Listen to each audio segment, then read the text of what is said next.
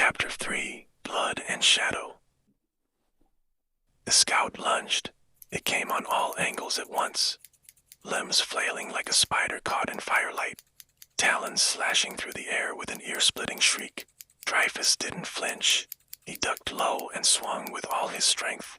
Metal screamed against chitin. Sparks flew.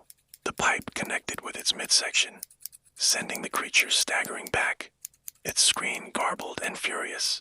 The demon shifted, limbs folding inward before exploding outward again in a flurry of jagged motion. It moved with alien speed, faster than thought, faster than fear. It lashed at Dreyfuss with bladed arms, catching his coat and slicing a thin line across his ribs. He hissed through gritted teeth but didn't back away. Pain was an old companion. He circled, keeping the creature between him and the alleyway where the others had fled. His eyes never left the scout's glowing eye. The core of it, the brain, the curse. He watched how it tracked him, how it read his stance, how it braced to pounce. It wasn't just a beast, it was a hunter, but so was he. It leapt again. This time, Dreyfuss met it head-on, twisting at the last second and jamming the sharpened end of the pipe into one of its lower limbs. Black ichor spurted, sizzling as it hit the ground. Then the creature shrieked with something that sounded almost like surprise. It reared back, limb twitching, its eye flickering with static. Dreyfuss didn't give it time to regroup. With a guttural roar, he drove forward, pipe raised like a banner. Blow after blow rained down, wild, imprecise, but driven by fury honed by loss. The scout shrieked, its form spasming, collapsing, unraveling like wet parchment in fire. Then silence. It twitched once, then stilled, its eye dimming, then dying. The chittering head stopped. The only sound was the frantic, ragged panting of Dreyfuss and the low, mournful sigh of the wind through the skeletal city. His chest heaved, a raw burn in his lungs, and his knuckles ached from the desperate, two-handed grip he'd had on the length of rusted pipe. Before him, the demon scout lay broken, a grotesque sculpture of shattered chitin and congealed shadow. Its single red eye dimmed to a dull, malevolent flicker before winking out entirely. Black, oily ichor, thick and foul-smelling, coated the pipe and dripped from Dreyfuss's hands, staining the tattered fabric of his sleeves. His face, grim and sweat-streaked, was smeared with the same vile substance, a macabre war paint. He had done it, but the cost was a deeper exhaustion. A fresh layer of grim determination settling over his already weary soul. He stood over the fallen scout for a moment, listening. The silence that followed the creature's death was profound, almost deafening, broken only by the distant familiar sounds of the shattered world. He strained his ears, searching for any echo of its chittering, any sign that it had communicated their presence before he dispatched it. Nothing. A grim satisfaction tightened his jaw. One less threat, at least for a few moments. Turning, he scanned the shadowy ruins. Astra. His voice was a harsh whisper, filled with an urgency that carried despite its low volume. It's clear. Come out. From the narrow crevice between the colossal, toppled turbines, a small, dust-caked face peered out. Astra, her eyes wide with a mixture of fear and relief, slowly emerged, ushering the children ahead of her. Little Pip, still clutching Astra's leg, whimpered softly, while Finn and Alara looked at the dead demon scout with a mixture of terrified fascination. Behind them, Lyra and Kale crept out, their faces pale, their breaths still coming in ragged gasps. Old Man Boren and Jaren followed, their gazes fixed on the slain monstrosity. "Is it gone?" Astra asked, her voice barely above a whisper, her eyes sweeping the surrounding darkness as if expecting more horrors to materialize. Dreyfuss merely nodded, his gaze distant, already assessing the next threat. For now, he wiped his hands on his trousers, trying to rid them of the demon's ichor. But the stain persisted, an indelible mark. "We need to move. Fast." As the group started to gather themselves, a chilling wet click echoed from the gloom just beyond their position. It was a sound too precise, too mechanical to be the wind, too deliberate to be falling debris.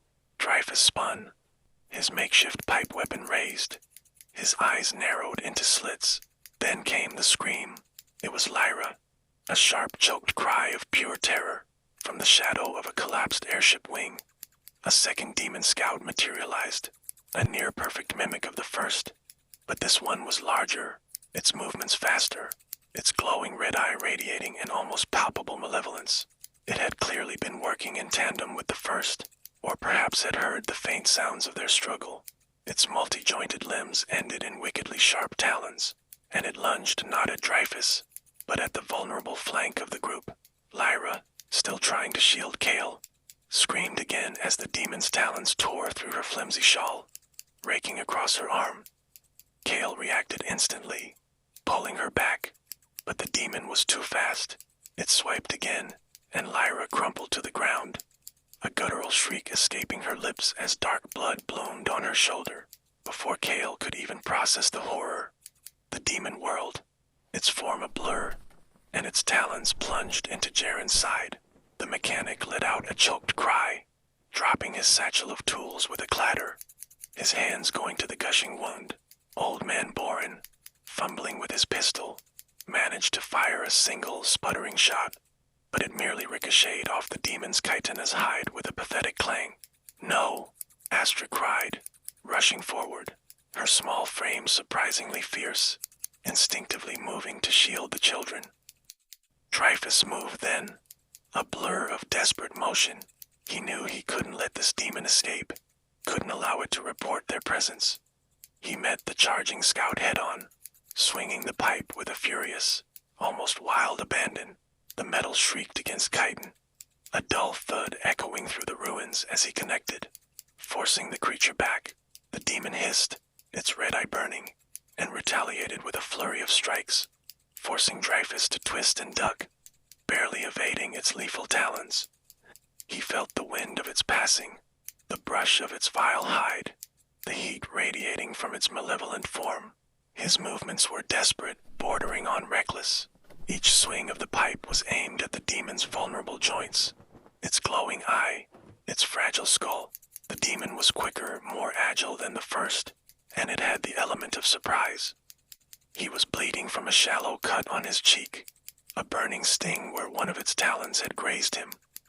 He could feel the familiar, cold dread creeping in, the echoes of past failures. His gaze flickered to Astra, to the whimpering children, to Lyra bleeding on the ground, and a raw, primal rage flared within him, momentarily overriding the despair. With a guttural roar, Dreyfuss put every ounce of his remaining strength into a desperate thrust. The rusted pipe, sharpened by impacts, plunged into the demon's exposed neck joint. There was a sickening crunch, a fountain of black ichor, and the scout spasmed, its chittering turning into a gurgling shriek. It thrashed, its limbs flailing wildly, before collapsing into a twitching heap, its movements slowly fading, the light in its eye extinguishing like a snuffed candle. Dreyfuss stood over it, chest heaving, the pipe dripping with fresh demon blood. The silence that followed was heavy, broken only by the ragged breathing of the survivors and the faint sobs of Lyra. "Are you all right?" Astra was by his side instantly, her eyes scanning him for wounds, her concern overriding her own fear. He nodded, a jerky motion. "Not as bad as them." He gestured to the fallen. The scene that met them was grim. Lyra lay on the ground, clutching her shoulder, blood seeping between her fingers. Her face was ashen, her breathing shallow. Kale was kneeling beside her, his own hands shaking, a silent plea in his eyes. Jaren was worse. He lay still, a rapidly expanding pool of darkness beneath him, his breathing a wet, rattling sound. Old Man Boren was slumped against a wall, his face pale, muttering prayers, his pistol discarded beside him. "Jaren," Astra whispered, dropping to her knees beside him, her hands hovering, unsure how to help.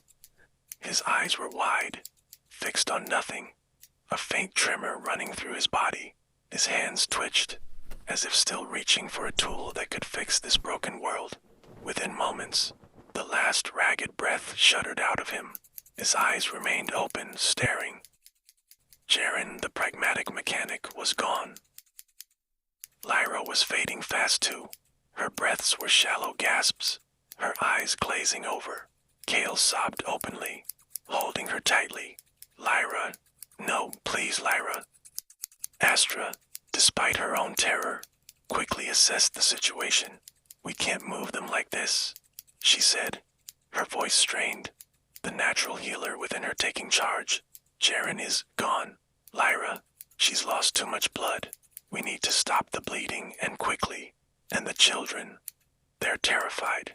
She glanced at Dreyfuss, her gaze filled with desperate urgency. We need to make camp, now, before something else finds us. Dreyfuss looked around the exposed ruins. Making camp here was madness. The scout had found them. More were surely on their way, drawn by the residual demonic energy or the scent of blood. But Astra was right. They couldn't move the injured, not without risking their lives further. The children needed shelter, and they all needed a moment to recover from the brutal ambush. A camp, he echoed, his voice raw. He surveyed the immediate vicinity, his mind racing. There had to be somewhere, some place that offered a modicum of defense, a chance to treat the wounded. His eyes drifted towards the distant, jagged line of the foothills, and then a little closer, to a dark maw in the side of a partially collapsed rock face, obscured by twisted, steam-blasted trees. A cave. It was dangerous, unknown, but offered immediate shelter from prying eyes and the chilling night. The cave, he stated, pointing with the bloodied pipe. It's not far. We move quickly, quietly. Astra Boren helped Kale with Lyra. I'll clear the path and watch our rear. His gaze hardened. No more losses. The unspoken weight of Jaren's death and Lyra's precarious state settled over them. They moved with a renewed, desperate urgency.